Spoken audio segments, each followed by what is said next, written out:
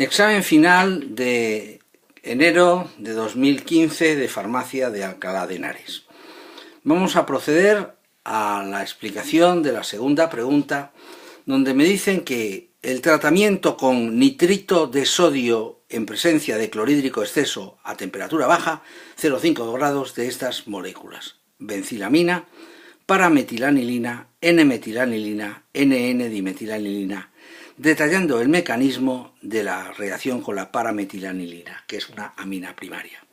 Y otro apartado que es el tratamiento del ácido acético con cloruro de tionilo y el producto obtenido hacerlo reaccionar con un organometálico de litio o con dimetilcadmio. Vamos allá con la primera pregunta. La primera pregunta es una pregunta sobre el distinto comportamiento de las aminas según sean primarias, secundarias o terciarias. Las aminas se enfrentan en los exámenes con una serie de reactivos: nitrito de sodio en exceso de clorhídrico para formar compuestos de diazonio, los que puedan formarlo, con compuestos de carbonilo para formar las iminas o las enaminas, los que puedan formarlo, con haluros de ácido para desarrollar reacciones de protección. Y hay otra reacción que yo he añadido, que es con cloruro de paratolueno sulfonilo, reactivo de Ginsberg, que está un poco en desuso. A nosotros nos han preguntado la reacción de las aminas primarias, secundarias y terciarias con el nitrito de sodio. Yo demostraré que la amina primaria desarrolla la formación del compuesto de diazonio.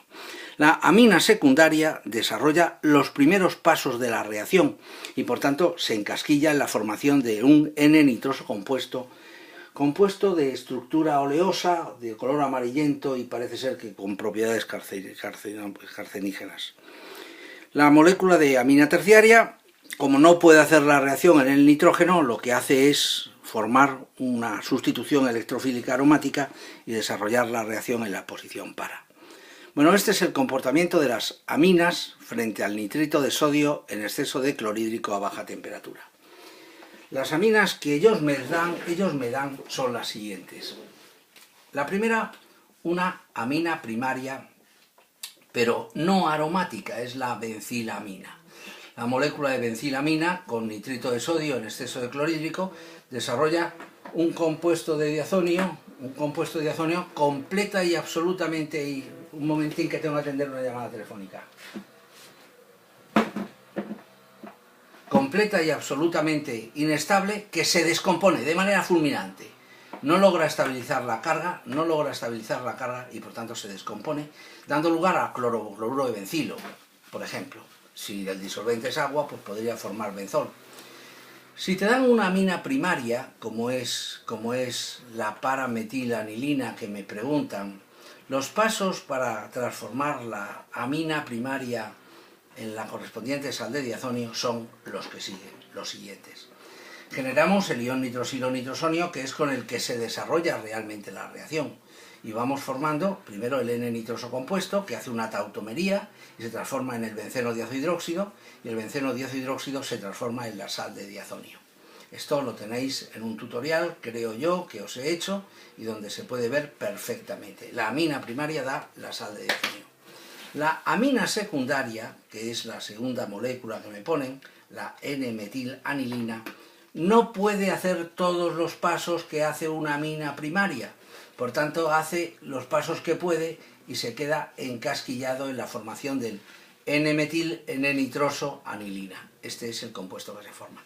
Y si les dan una amina terciaria, la amina terciaria no puede reaccionar en el nitrógeno, porque formaría una molécula completamente inestable. Entonces lo que hace es una reacción de sustitución electrofílica aromática en la posición para. Las aminas primarias se diazotan, las aminas secundarias se N-nitrosan y las aminas terciarias reaccionan en el anillo aromático dando un N-paranitroso compuesto, como les he contado.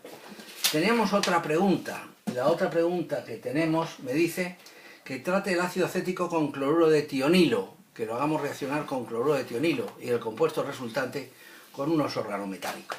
Bien, tratar una molécula de ácido o de alcohol, una molécula que tiene un agrupamiento de hidroxilo, con cloruro de tionilo es transformarlo en el correspondiente haluro de ácido.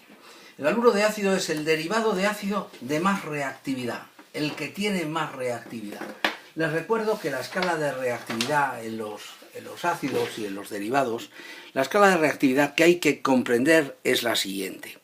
Un ácido, por sustitución de un OH por un cloro, tenéis el haluro de ácido.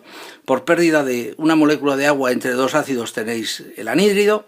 Por la reacción de ácido más alcohol formáis el éster. Y teóricamente, quitando el OH y metiendo un NH2, tendríamos la amida.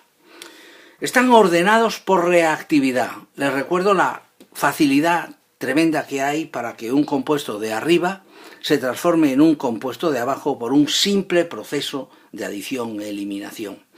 También en esta escala de reactividad he incluido el aldehído, la acetona y el ácido. Bueno, el ácido ya sabéis dónde está en este nivel. Pero fíjense que aquí ya combinamos a los ácidos, a los derivados de ácidos y a los carbonilos. Vamos a hacer una reacción donde una molécula de haluro de ácido reacciona con un organometálico de baja reactividad, con un organometálico de cadmio o de cobre litio, o con un organometálico de alta reactividad, pues seguirá hasta el final. ¿Cómo se sabe si una molécula de organometálico es más o menos reactiva? Miren ustedes manejan organometálicos, esto es una tabla periódica de la competencia, como pueden ver.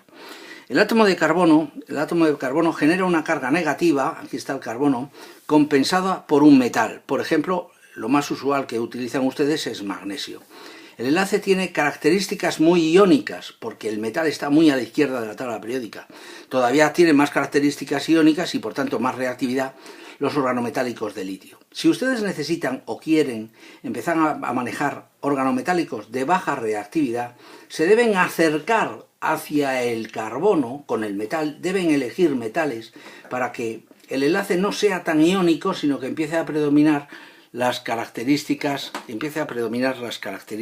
de enlace covalente. Por eso tenemos los organocínquicos o reactivos de Reformansky, los organocádmicos, los organometálicos de cobre-litio o reactivos de Hillman. Bueno, pues vamos a hacer esas reacciones. ¿Qué es lo que sucede si empleamos un organometálico de poca reactividad como el de cadmio, con el dimetilcadmio? Pues miren, dos moléculas de haluro de ácido reaccionan con una molécula de dimetilcadmio, forman cloruro de cadmio y se transforman en cetonas.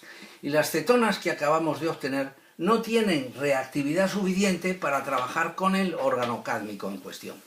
Pero si hacen la reacción con un organometálico de litio,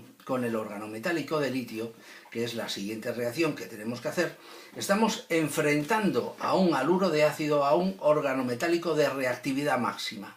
Vamos a adicionar, eliminar cloruro, formando una acetona en un primer momento, pero esa acetona vuelve a reaccionar con otra molécula de organometálico de cadmio y tras la correspondiente hidrólisis les daría lugar a la formación del ácido orgánico. Por tanto, entiendo que esa es la respuesta al ejercicio. Contar, vamos a volver a recordar qué era, contar que ácido acético con cloruro de tionilo forma el haluro de ácido y que con el organometálico de cadmio logra pararse en la fase cetona, mientras que con el organometálico de litio la cetona intermedia sigue reaccionando.